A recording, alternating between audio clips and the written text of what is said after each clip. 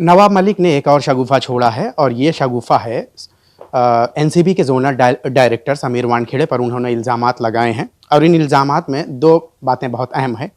एक ये कि वो मालदीव गए हैं और दूसरा ये कि एक फ़ोटो उन्होंने ट्विटर पर पोस्ट की है जिसमें ये इल्ज़ाम लगाया है कि ये दुबई गए हैं।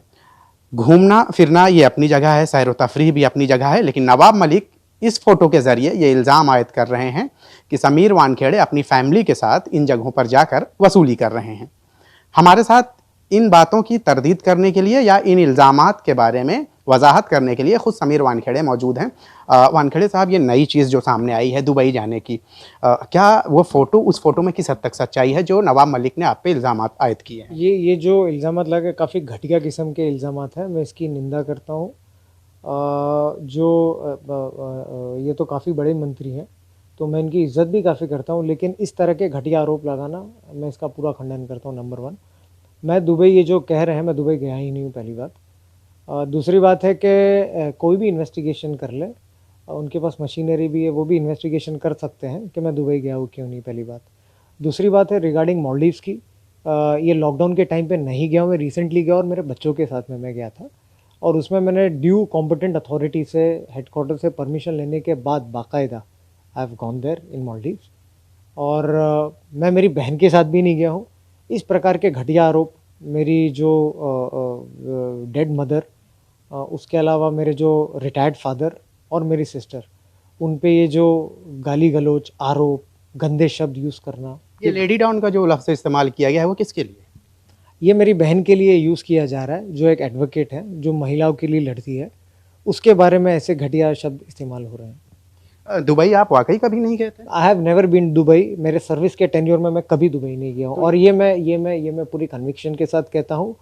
एंड ट्रूथ, जो सच्चाई है वो बात करेगी। जो डेट ये नवाब मलिक ट्विटर पे पोस्ट कर रहे हैं, उस डेट में आप कहाँ थे? उस डेट में मैं मुंबई में था, जो 10 दिसंबर ये कह रहे थे, मैं मुंबई में था।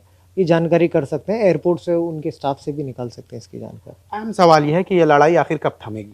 मेरी लड़ाई सिर्फ ड्रग्स के खिलाफ में है और ये जब तक मेरी ड्यूटी है मैं करूँगा इसे। एक इल्ज़ाम उन्होंने और कहा है कि सुशांत सिंह राजपूत को लेकर स्पेशली आपको मुंबई लाया गया है, तो क्या ये बात सही है कि क्या स्पेशली आप सुशांत सिंह राजपूत केस के लिए मुंबई आए या डिपार्टमेंट में आपने कभी इस तरह के कोई एप्लीकेशन पहले से भी दे रखे थे? ये भी एक झूठ है इनका। अनदर एक माननीय मंत्री हमारे, ये भी झूठ है उनका एक। मैं 2019 में एनसीबी में आने के लिए एप्लीकेशन दिया हूँ, तब से मेरी फाइल प्रोसेस में थी।